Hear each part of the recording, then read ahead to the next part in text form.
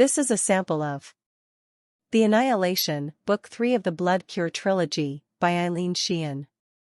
It has been created with an AI voice as a courtesy by the author to provide you with a greater sample than what the booksellers offer. If you do not care to listen to an AI voice, this video is not for you. Thank you. This book is a work of fiction. Characters, names, places, and incidents either are the product of the author's imagination or are used fictitiously, and any resemblance to any actual persons, living or dead, events, or locales is entirely coincidental. Notice: portions of this story may prove too graphic, sexually explicit, or violent for sensitive readers. This novel is intended for the mature adult. 1. 2 weeks passed since I'd been rescued from that vampire who, somehow, knew about my blood being lethal to those evil bloodsuckers with no further incident. I spent almost every waking minute working with herbs as I did my best to create a cure for vampirism. With Rick's help, I'd managed to reproduce the potion that made humans' blood lethal to vampires after only a few tries. It was the remedy for vampirism that was causing the hold-up. That and the fact that we still hadn't worked out how we'd manufacture sufficient amounts of the toxic potion and disperse it so as to effectively annihilate the vampires. The hours were long and tough on me, but not as tough as the days were on poor Jared. Having escaped the New Order, he was now a fugitive in hiding. This made it impossible for him to stay put in any one place for more than a day or two for fear of being discovered by the incessant searching being done by the vampires at night and the collectors during the day. Almost daily, either Bethany or I expressed both our frustration and our earnest desire for them to give up looking for him. If this keeps up much longer, Bethany said to her grandson, you'll either run out of hiding places or run out of luck. You'll have to go to Canada. I heard rumor that the New Order was working its way across the border, Jared said as he helped himself to the light lunch she'd provided. My heart sank at his words. Wanting clarity, I ignored the fact that it might make me sound dumb and asked, do you mean they're in Canada now? It does, he said with obvious regret. Sarah hasn't said anything about it, Bethany offered with a thoughtful frown. She's so paranoid these days that, I imagine, if she thought that Peter or Rita were in danger, she'd contact us with her concern. Where is the cabin that they're staying in located? I asked. It's in Maine, right next to the Canadian border, she replied. Maybe the New Order hasn't gotten there yet, I offered. If it's sparsely populated, I doubt they'd find it too appealing. We need to find out exactly where the Canadian hubs are, Jared suggested.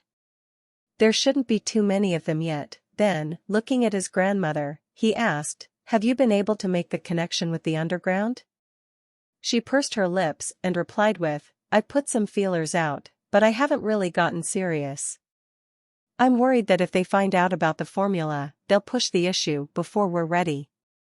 You mean, before I've come up with a reversal for vampirism, I said with trepidation. It's only been a few weeks, Bethany said with a soothing tone. We want you to work steady, but don't put pressure on yourself. I'm frustrated, I insisted. Now that my memory has, for the most part, returned, I'm unable to make things work with the plant life I have available to me here. Looking at Jared, I said, I might have to return to Oklahoma, or at least in that vicinity to look for the herbs that I need. Bethany thought for a moment. That might not be a bad idea, she mused.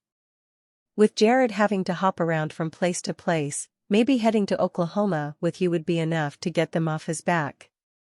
It would get him out of the area, I thoughtfully said, but if there are vampires along the way, it might not be any safer for him.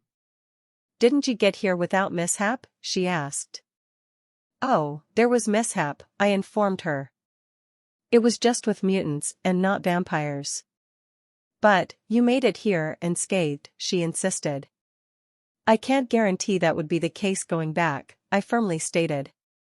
If I had my druthers, I wouldn't go. It wasn't the best or easiest of trips.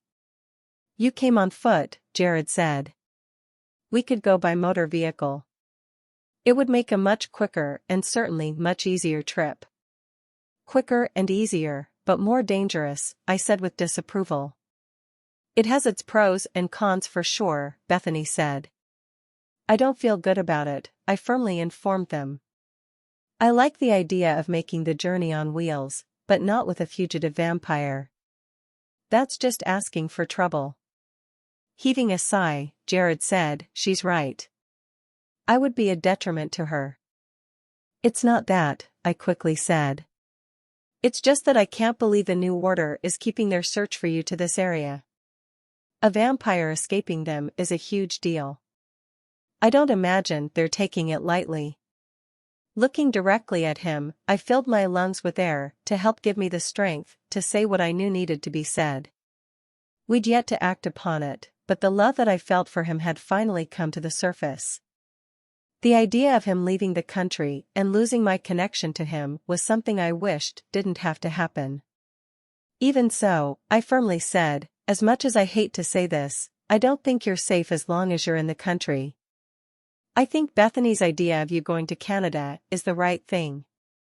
Even if they are crossing the border, Bethany offered, Canada has an enormous amount of wild country for you to get lost in. What about blood? He asked. If I go into an unpopulated territory, how do I tend to my blood need? I've got an idea for that, I softly said. When he looked at me with surprise, I immediately added, not the part about you leaving the country. I've been spending time contemplating about your blood source. I'm thinking that I might be able to alter the type of blood you need for survival. After all, you're already much changed. Bethany was the first to say, I'm not following you, with Jared repeating it right after her. What if you could survive on animal blood? I asked. You would have to kill for the meat anyway. What if you were able to sustain the need for blood replenishment with animal blood instead of human blood? Instead of returning to being human, he asked with a hint of disappointment. I shook my head. Until I can come up with the solution we need, I said, if I can create something that alters a vampire's blood enough for them to live off animal blood instead of human blood, it would do two things. First, it would take the pressure off me to find a vampire cure before we can kill the evil bastards that insist on preying on humans. Secondly, it would allow us to put our annihilation scheme into action. Bethany stood up and rubbed her hands together. See what I mean, grandson? She asked with a smile. When they made this one, they broke the mold. Beaming with pride from her compliment, I addressed Jared. I know that you want to be human again, and I promise you that I will not quit until I've figured out how to do it, I said. I seriously think that I need the plant life from Oklahoma to accomplish that. With vampires abound, the trip would be dangerous with or without you. Let's not forget that the vampire you killed mentioned that he knew my blood was toxic. Just because they haven't come after me yet, doesn't mean they won't or that they won't spread the word. I'd feel better if we got rid of the bastards, before I went back for those herbs. The blood of animals, he mused. It's a great idea, Bethany eagerly said. Yes, he said with a small gleam of approval in his eyes and a slight nod of agreement. It might just work. Chapter 2. I spent the next few weeks focusing on creating a formula that would alter Jared's body composition enough for him to receive the blood benefits that he'd been getting from drinking human blood to that of an animal. It required that I study the blood of both a human and several species of beasts, along with Jared's.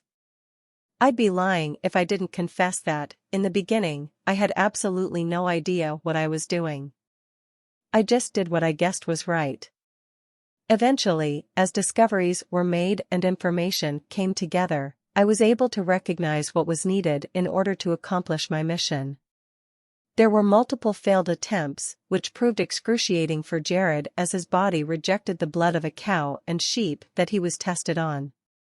When he was finally not only able to keep it down, but actually felt normal to the point of declaring that he felt good, we celebrated with the hard cider that Rick kept stored in his basement. I was disappointed when Jared made his excuses and left before our celebration began.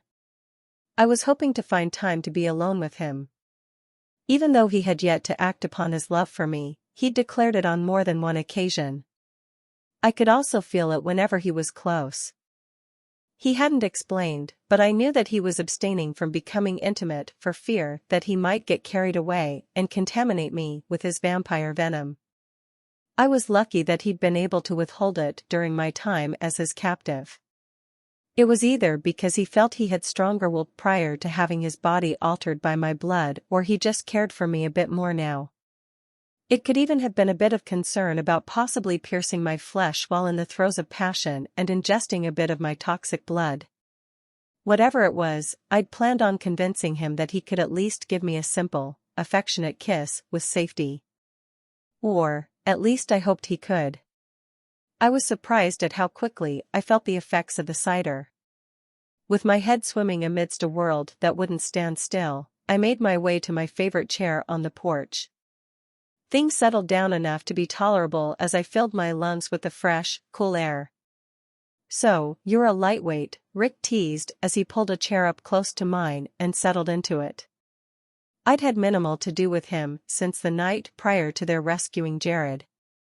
I was grateful to him, of course, but I still hadn't forgotten how he'd tried to impregnate me. To add to my irritation about his actions that night, he'd been making extra visits to the breeding stables. Admittedly, the collector's frequent and many visits to witness that he was doing his duty to the vampires played a major role in forcing him, but my gut was telling me that there was more to it than that.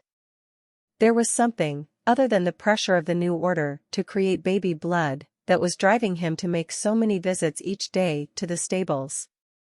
This dulled, if not killed, the affection that I once had for him.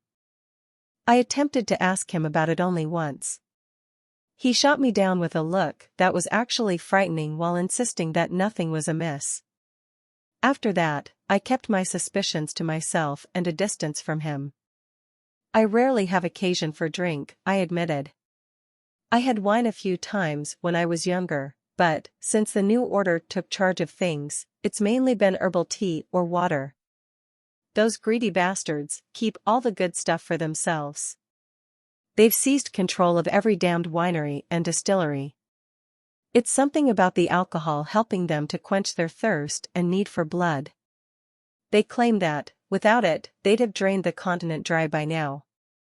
After a brief pause, he added, "They don't know about the cider.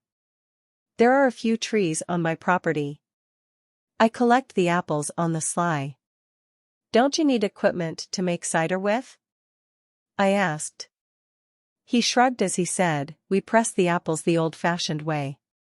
It's work, but it's worth it." "I would have thought you'd use the apples for food," I mused. "We used to eat them prior to the mutation," he said. "You wouldn't know this, because you didn't really suffer the mutation, but there are some foods we can no longer tolerate. Apples being one of them. In fact, fruit in general is difficult to digest. I'm fine now, but Sarah and Peter still suffer." "What about the cider?" I asked. He shook his head. "It's for me," he replied. "They can't touch it." "So it's a recent thing, since I came and gave you the cure?"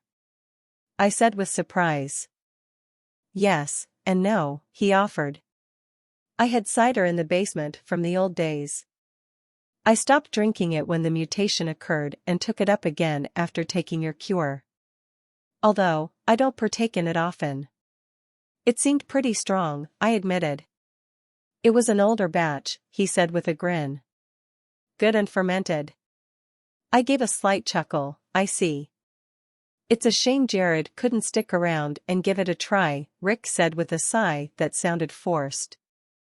"Vampires can handle fruits just fine. In fact, there is little that they can't eat as long as they keep drinking blood each day." I knew that he was anything but regretful that Jared hadn't joined us in our celebration. The fact that he pretended to be otherwise only served to add another notch into my "I don't trust you" or "like you very much" belt. "He had things to take care of," I said with conviction. The truth of the matter was that I hadn't a clue where he went or why he hadn't stayed for the celebration, but I had no intention of letting Rick know that.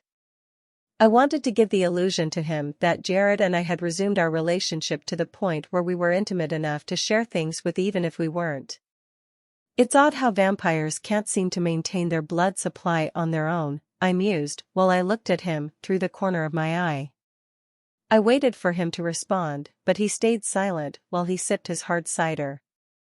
So, I continued by firmly saying, now that Jared's altered and can survive in the wilds of Canada on animal blood, I can focus on making more of the Annihilation juice. He threw his head back in laughter. Annihilation juice, he repeated. I like that. I don't know why I found his amusement irritating. Then, lately, everything about the man annoyed me. I disliked the incessant way he kept trying to be alone with me. I was annoyed with the coy remarks he'd make about how we used to be lovers, and I was especially repelled whenever he tried to touch me. Thoughts of what I'd witnessed the day I'd hidden in the stable while he forcefully bred those women kept popping into my mind.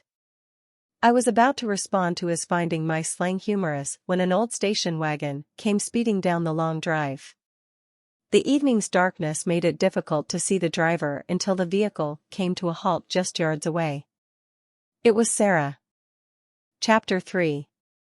Knowing how Sarah felt about me, I stayed on the porch while Rick went to see what she was about. Bethany stepped out of the house to join me on the porch just in time to witness Rick's knees buckle beneath him. I worried that he was going to collapse, but at the last minute, he grabbed the open door of the vehicle to support himself. I'm going to see what's up, Bethany worriedly grumbled as she quickly made her way down the porch steps.